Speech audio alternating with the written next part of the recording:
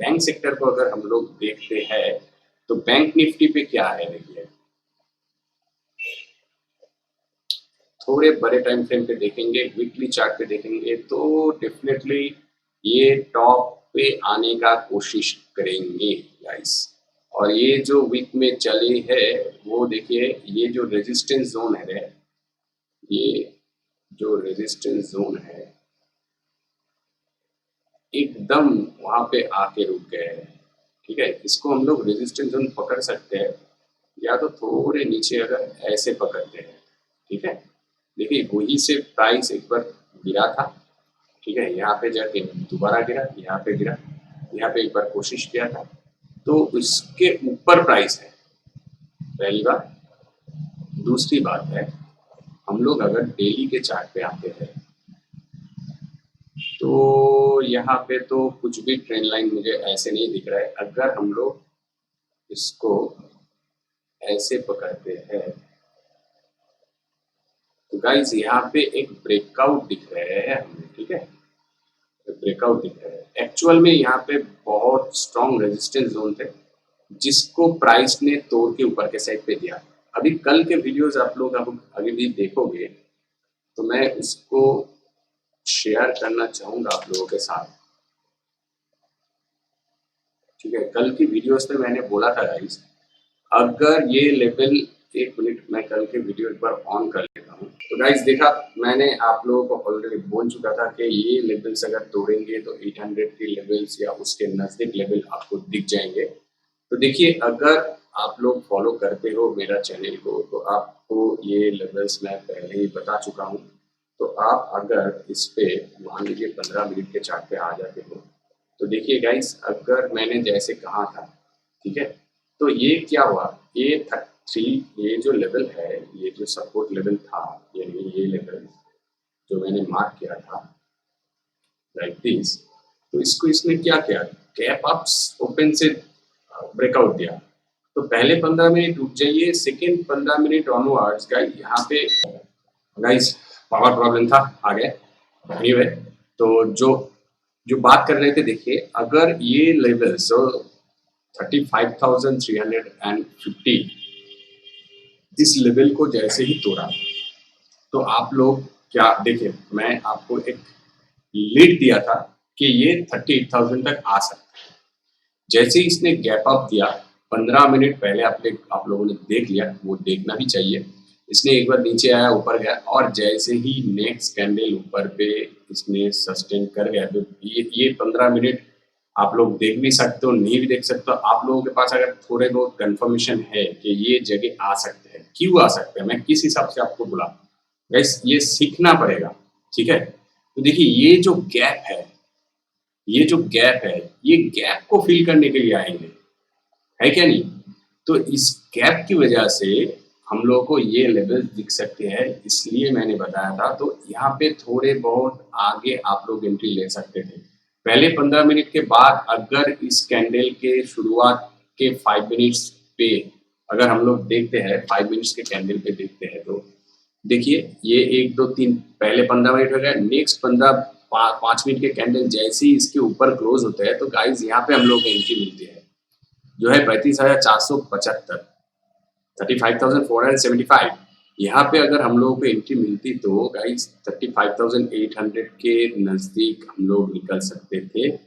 मैं एग्जैक्टली 800 पे कभी भी नहीं बोलूंगा, फिर भी गाइस यहाँ पे हम लोगों को एंट्री मिलती है 35,472 और हम लोगों को मिलती है गाइस 35,800 की जगह। तो यहाँ पे लगभग 330 के जगह थे गाइस, 330 पॉइंट, जो कि बहुत ही बड़ा है।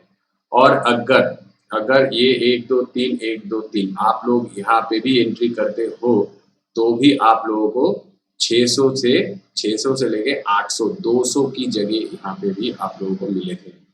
तो डेफिनेटली जो कन्वेंशनल ट्रेडर है उसके लिए भी मैं हैप्पी हूँ, यहाँ पे ट्रेड बनाया, यहाँ पे प्रॉफिट, और जो भी कोई यहाँ पे ट्रेड बनाया गाइस उसके लिए भी हैप्पी हूँ, इसलिए कि उसको पता है कि ये गैप है, मैं ऑलरेडी बोल चुका हूँ, ये गैप को फिल करने के लिए आएंगे। ठीक है, तो देखिए मार्केट ने आज इसके ऊपर सस्टेन किया, फिर रिट्रेसमेंट दिखाया, फिर ऊपर गया, यहाँ पे दिख रहा था कि एक डबल टॉप बना सकते हैं मार्केट गाइस। देखिए ये एक टॉप, ये दूसरी टॉप, इसलिए कि इसके जो कैंडल थे बहुत शार्प उठा था, इसकी वजह से यहाँ से गिर सकते थे, मार्केट का चांस हुआ।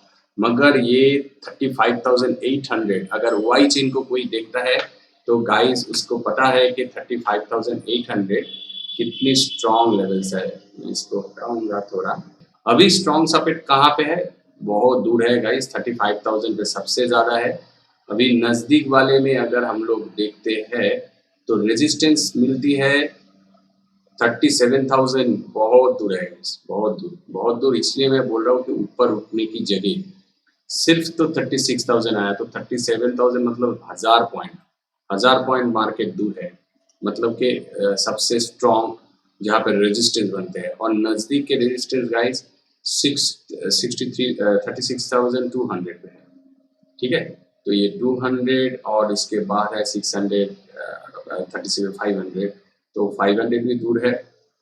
तो आप लोगों को 200 को अभी देखना पड़ेगा लाइव मार्केट पे कैसे ये काम कर रहे हैं।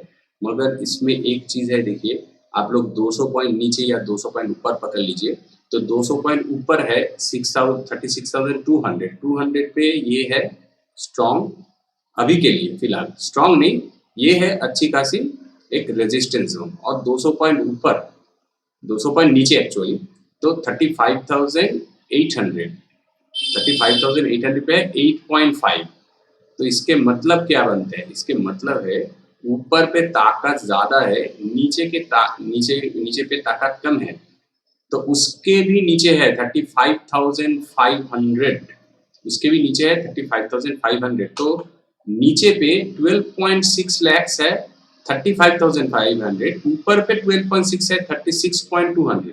तो इसके मतलब है ये मार्केट कल 36,200 पे ना जाके 35,800 पे आ सकते हैं।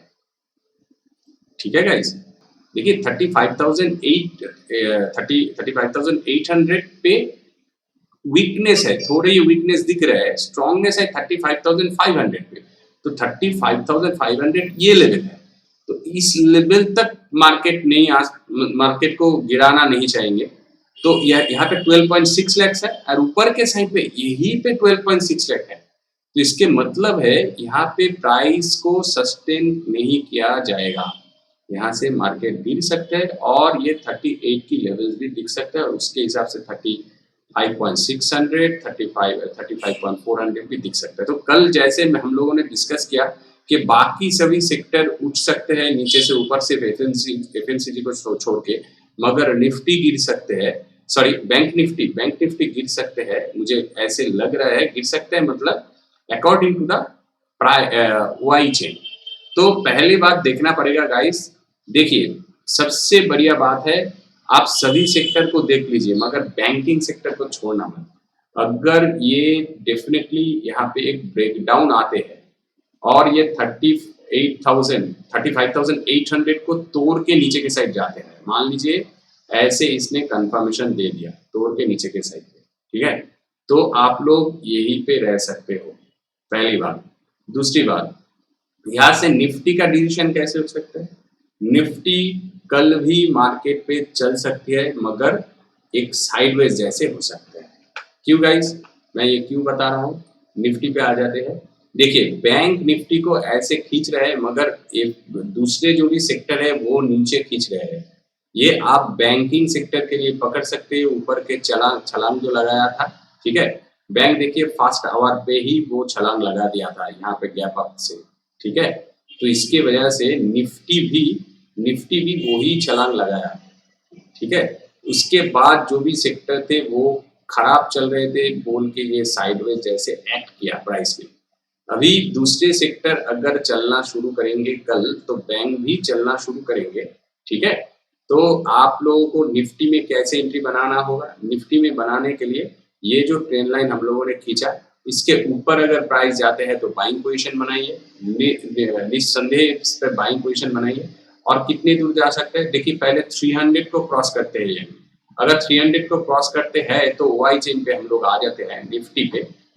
निफ्टी के वाई चेन के ऊपर पे कितने हैं? ऊपर पे 300 पे बहुत स्ट्रॉन्ग रेजिस्टेंस है गाइस, तो आई डोंट नो कि 300 को तोड़ पाएंगे या नहीं। अगर तोड़ते हैं तो देखिए 400 को भी आप लोग देखना पड़ेगा। 300 से लेके 400 के बीच I don't think you should take any trade guys. अगर ट्रेड नहीं भी लेते हैं तो कोई प्रॉब्लम नहीं है, मगर बाइंग पे ऊपर के साइड पे बहुत ही स्ट्रॉन्ग पोजीशन है। नीचे के साइड पे 16,000 पे सबसे ज्यादा है, 16,200 पे भी है। तो एट प्रेजेंट देखिए 16,200 पे जितने हैं, ये कैलकुलेशन कीजिए, 16,200 पे कितने हैं 45.2 और 16,003 पे का 47.5। तो ऊपर के प्रेशर ज्यादा है, ऊपर के प्रेशर ज्यादा दिख रहे। यहाँ पे 16,200 पे 45.2, नीचे के प्रेशर थोड़ी कम लग रहे और ऊपर के प्रेशर ज्यादा दिख रहे हैं। तो क्या है इसके मतलब है market can get down towards 16,200। I think guys कल निफ्टी में भी साइडवेज हो सकते हैं, ठीक है।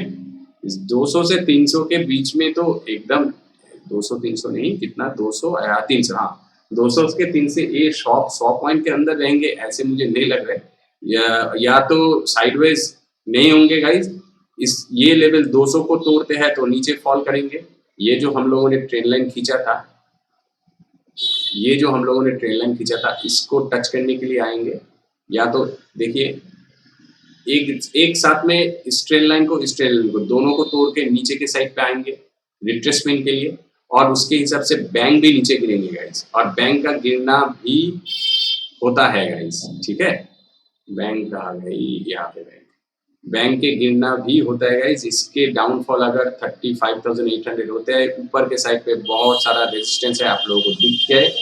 तो price action and option chain के एनालिसिस के हिसाब से मैं एक कंक्लूजन पे आता हूँ। निफ्टी गाइस कल अगर यहाँ पे कोई डाउनफॉल दिखाते हैं, ऐसे कोई कैंडल बनाते हैं या गैप डाउन से ओपन होता है या ऐसी जगह ओपन हो गया, तो आप लोग बेझिझक इस पे शॉर्टिंग पोजीशन बनाइए। 16,080 तक, 16,000 तक एक्चुअल में लेवल है, मगर 16,080 या 16,100 की जगह आप लोग यहाँ से लेके यहाँ तक की जगह बनाइए।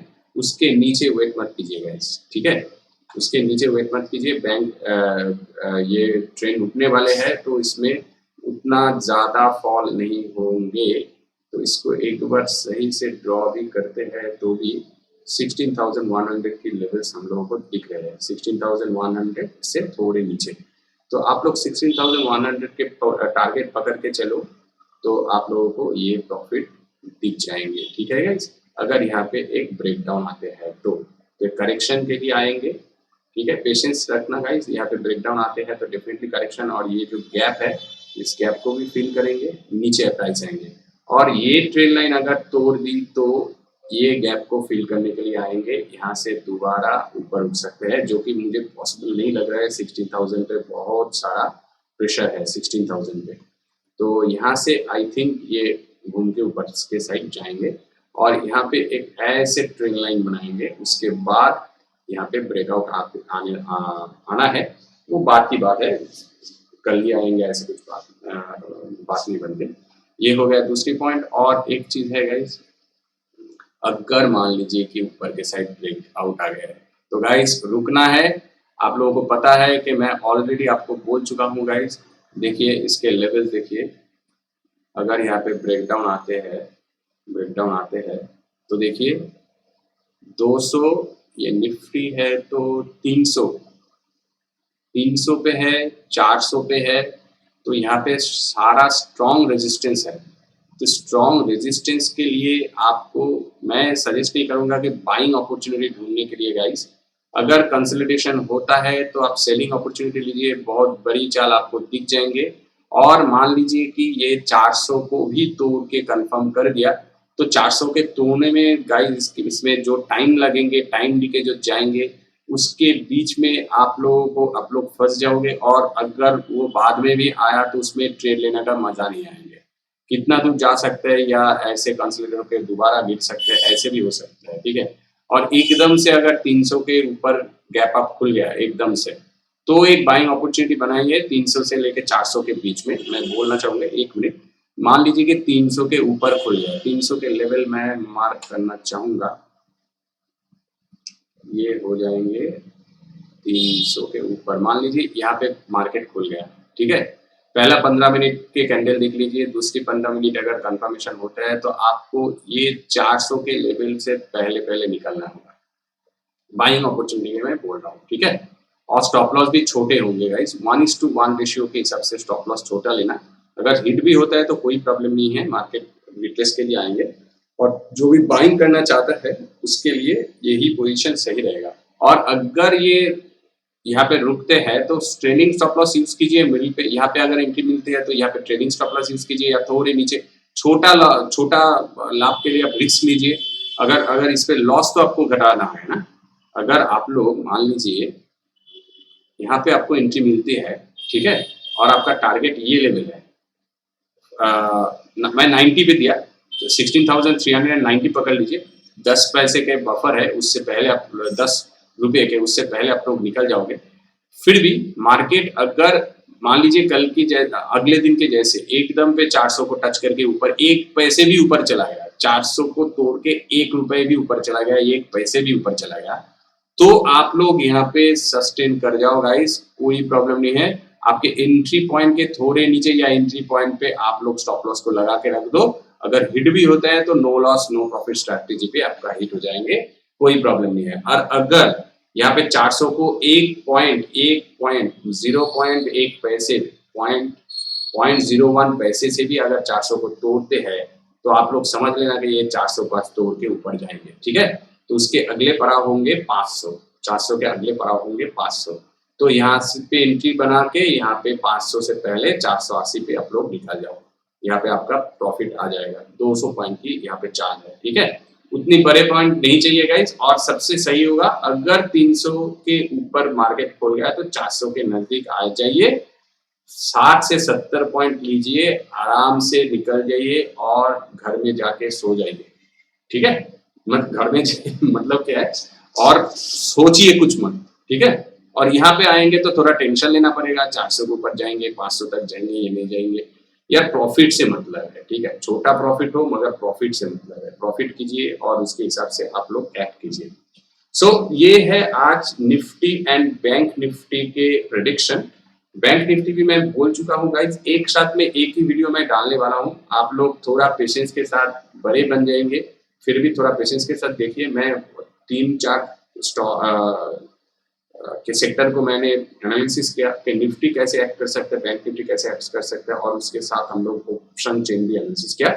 सो गाइस, मेरा जो मेहनत आपको अगर दिखते हैं, आप लोग कुछ समझ रहे हो, मुझसे कुछ हेल्प आपको मिल रहा है, please like the video and subscribe the channel guys.